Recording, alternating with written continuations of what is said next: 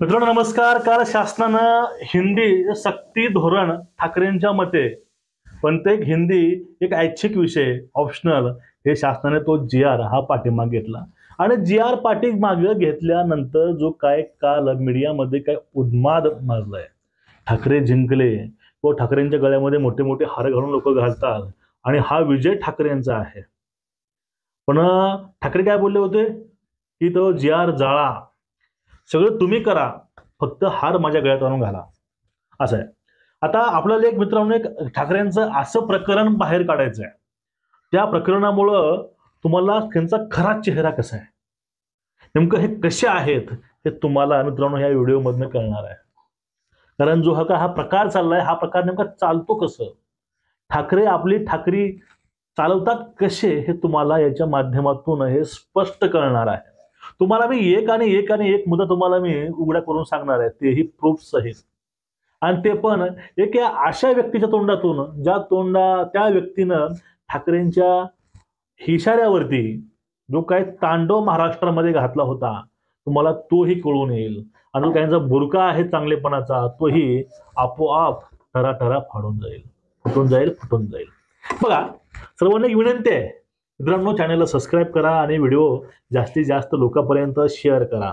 एक राष्ट्रवादी विचार, एक राष्ट्रप्रेम, एक हिंदुत्व विचार हे लोकांपर्यंत पोहोचवणं हे आपलं एक माणूस म्हणून, एक नागरिक म्हणून आद्य कर्तव्य आहे. आता श्रेयवाद म्हटलं की उद्धव ठाकरे हे समोर येतात, पण त्याच्या पाठीमागे कोण आहे, काय आहे, किंवा जे काही चालतंय हे सगळे चालवणारे हेच आहेत. फक्त माणसं पुढले करायचे आणि त्या माणसावरती आलं की आपले हात वरी करायचे.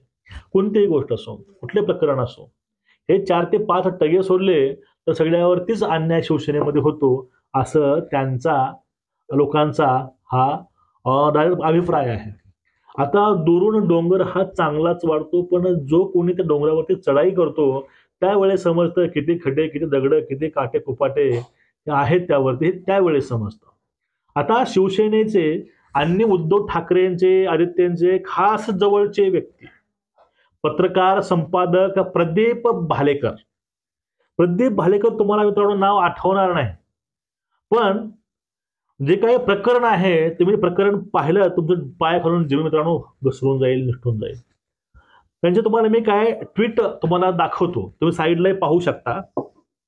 प्रदीप भालेकरांनी सांगितलं होतं की मी शिवसेनेचे काम करू नये, उद्धव ठाकरे यांचा शिवसेनेचा प्रचार करू नये, गद्दार एकनाथ शिंदे बद्दल लिहू नये, म्हणून मला आता मुंबई पोलिसांकडून एन्काउंटर करण्याच्या धमक्या येऊ लागल्या.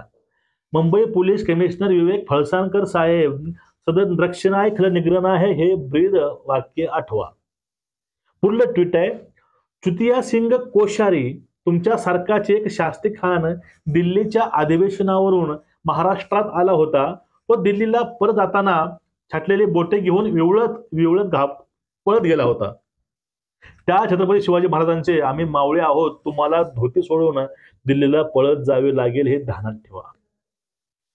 पुढलं आहे, देशद्रोही दाऊद इब्राहिमच्या इशाऱ्यावर हत्यारे बॉम्ब स्वतःच्या बंगल्यात लपवून ठेवणाऱ्या व त्यानंतर अनेक निरपराध लोकांचे जीव घेणाऱ्या फिल्म स्टार संजय दत्त यांना महाराष्ट्र शासनाचे ऊर्जा मंत्री नितीन राऊत यांनी घरी बोलवतात, ही लाजिरवाणी बाब आहे. नितीन राऊतांनी राजीनामा द्यावा. हे तुम्हाला काय दाखवत आहे, तुम्हाला यानंतर जे काही मोठं गौप्यस्फोट होणार आहे तुला कळेल. ते आता अजून एक ट्विट आहे, महाराष्ट्रातील तरुणांनो पहा, हे मुख्यमंत्री एकनाथ शिंदे गुवाहाटीला दारू पिऊन धिंगत होते. अशा बेवड्यांचे विचार ऐकायला तुम्ही बीकेसीला जाणार काय? महाराष्ट्रातल्या 2 लाख तरुणाच्या नोकऱ्या गुजरातला पडणार तुला, तू जाणार काय? बेवडे काय तरुणाला दिशा देतील. हे त्यांचे हे सगळे ट्विट आहेत. हे ट्विट 2022 मधील ऑक्टोबर महिन्यातील आहे. तुम्हाला हे दाखवण्याचं कारण काय, तुम्हाला मी आता दाखवणार आहे काय, तुम्हाला हेही बघावं लागेल की ह्या माणसानं, ह्या संपादकानं फक्त एवढं लिहिलं नाही, पण ह्याने असेच मोठे मोठे कारनामे हे उद्धव ठाकरेंच्या सांगण्यावरून केलेत. कुठलीही चौकशी, कुठलीही पडताळणी किंवा क्रॉस चेकिंग, कुठल्याही गोष्टीचं अनालिसिस न करता फक्त ठाकरेंच्या सांगण्यावरून त्यांच्या सांगण्यावरून त्यांनी अनेक अशा गोष्टी केल्या आहेत. ते तुम्हाला मी ऐकवतो. त्याने एक कमेंट करून सांगितलेलं आहे त्याच्या माध्यमातून. ते कमेंट तुम्ही तर वाचाल, तुमच्या पायाखालची जमीन आपोआप सरकून जाईल. म्हणजे काही यांचं थोबाड आहेत, लबाड लांडगे, हे तुमच्या समोर आपोआप मित्रांनो एक्सपोज होतील. तुम्ही हा जो का प्रदीप भालेकर आहे, तुम्ही यांच्याविषयी माहिती गुगलला तुम्ही एक्सवर जाऊन तुम्ही पूर्णपणे माहितीही काढू शकाल. त्यांचं हे अकाउंट 2024ला बंद झालेलं आहे. आता बघा, नेमकं ह्या माणसानं आता यांच्याच आकाविषयी, म्हणजे यांचे आका, त्यांनी त्याविषयी काय म्हणले तुम्ही ते शांतीपूर्वक आणि काळजीपूर्वक शब्द आणि शब्द ऐकून घ्या. तुम्हाला मी ऐकवतो.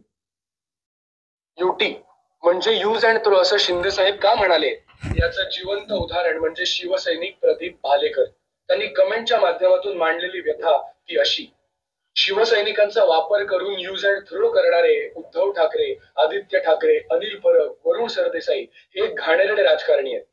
मला नारायण राणे आणि एकनाथ शिंदे, देवेंद्र फडणवीस आणि RSS यांच्या विरोधात अनेक कामं करायला कोर्टात तक्रारी करायला लावल्या. माझ्यावर शिवसेनेसाठी लढता लढता 8 ते 9 पोलीस केसेस झाल्या.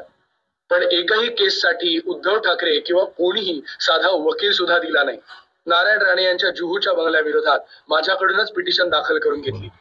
नारायण राणे यांच्या अलिबागच्या बंगल्याविरोधात, नारायण राणे यांच्या गोव्याच्या 3 हॉटेल्स विरोधात, नारायण राणेंच्या मालवणच्या नीलरत्न बंगल्याविरोधात माझ्याकडूनच तक्रारी करवून घेतल्या.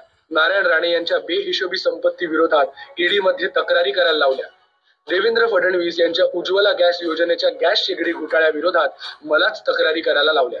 आदरणीय आनंद दिघे साहेबांची हत्या, खून एकनाथ शिंदे साहेब आणि नारायण राणे यांनी घडवून आणला असे ट्विट माझ्याकडून उद्धव ठाकरे आणि आदित्य ठाकरे यांनी करायला लावले. याचमुळे माझ्यावर पोलीस केसेस दाखल झाल्या. मी तुरुंगात 6 महिने सडलोय. मी तुरुंगात असताना माझ्या 65 वर्षाच्या वृद्ध आईला या लोकांनी शिवसेना भवन मध्ये भेटायला गेली असता ओळखत नाही म्हणून सांगितलं आणि हाकलून दिलं. अशा हरामखोर लोकांसाठी आणि नेत्यांसाठी आम्ही कामे का करायची?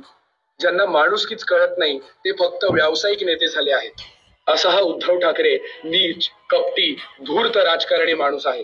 ही फक्त एका शिवसैनिकाची व्यथा नाही, तर उद्धव ठाकरे सेनेने अनेकांचा फक्त वापर. तुम्ही शेवटचं वाक्य परत ऐकून बघा. कारण जो व्यक्ती उद्धव ठाकरेंना काय म्हणायचा, प्रत्येक त्यांनी काम केलं, आपलं जीवन त्यांनी समर्पित शिवसेनेला ठाकरेंना केलं होतं. पण तो शेवटी कुठलं वाक्य बोलतोय ते वाक्य परत ऐकून घ्या. त्यांना माणुसकीच कळत नाही ते फक्त व्यावसायिक नेते झाले आहेत. असा हा उद्धव ठाकरे नीच, कपटी, धूर्त राजकारणी माणूस आहे. ही फक्त एका शिवसैनिकाची व्यथा नाही, तर उद्धव ठाकरे सेनेने अनेकांचा फक्त वापर करून यूज अँड थ्रो केलाय. म्हणून तर आज 4 जणांची संचार सेना उरली आहे. शिंदे साहेब म्हणतात शिवसैनिक पक्षाचं वैभव आहे, त्यांना जपा. आणि उद्धवजी फक्त. मित्रांनो बघितलं, हे असा प्रकार आहे. फक्त लोकांचा वापर करून घ्यायचा आणि आपल्या पोळ्या भाजवायच्या. मराठी अस्मिता, मराठी ह्या सगळ्या गोष्टी आहेत, हे फक्त यांना थोतांड आहे. आपल्या मुलांचं फक्त आयुष्य आणि करिअर कसं सिक्युअर करता येईल, फक्त यांचं याकडे लक्ष असतं. ज्या माणसाला आपण शासनावरती सगळ्यावरती चढायला पाठवलं होतं, त्या माणसानं आपलं घरदारपणाला लागून तो व्यक्ती 6 महिने जाऊन जेलमध्ये सडला होता. त्या व्यक्तीविषयी त्यांच्या आईला सुद्धा यांनी ओळख दाखवली नाही आणि 100 दिवस तुरुंगात जाऊन आलेले संजय राऊत यांचा वाहवा पूर्ण भारतामध्ये करण्यात आला. हे दुतोंडीपणा, हा लाचारपणा, हा फशीवपणा, हा लोकांसमोर येणं खूप गरजेचं आहे. आज प्रदीप भालेकर आहेत मित्रांनो, उद्या त्या ठिकाणी कोणीही असू शकतं. हे आपलं करिअर वाचवण्यासाठी किंवा आपल्या सगळ्या गोष्टी वाचवण्यासाठी हे कुणाचा कधी बळी देतील सांगता येत नाही. आता कालचं उदाहरण बघून घ्या. मराठी भाषा वाचवण्यासाठी म्हणून जे काही गरिबांच्या लेकरांच्या अभ्यासक्रमातील हिंदी हा विषय त्यांनी बाहेर काढायला लावला. यामध्ये फक्त यांचं मुंबई महानगरपालिका एवढा उद्देशच होता, त्या बाकी यांचं कुठलंही काहीही नव्हतं. कारण तो GR यांच्या काळामध्ये आला होता, पण त्यांना वाचन करणं सुद्धा झालं नाही, हे ठाकरेंनीच काल स्पष्ट केलेलं आहे. ह्या सगळ्या गोष्टी मित्रांनो आहेत आणि ह्या गोष्टी पाहून तरी आपण एक अंधभक्त म्हणून किंवा एखादा भूल थापांना बळी पडून, ह्या अशा फेक नेरेटिव्हना बळी पडून जर आपण तर यांना साथ देत गेलो तर आपलं भविष्य काय असणार आहे ते आठवून बघा. कोरोनाचे दिवस गरिबाच्या तोंडातील यांनी भात काढला आणि मड्याचे ह्याने किट सुद्धा चोरले हे असे यांच्यावरती आरोप हे आहेतच. तुमचं एकूणच या विषयावरती मत काय नक्कीच व्यक्त व्हा. व्हिडिओ जास्तीत जास्त लोकांपर्यंत पाठवायचा प्रयत्न हा करत राहा. नमस्कार, जय हिंद, जय महाराष्ट्र.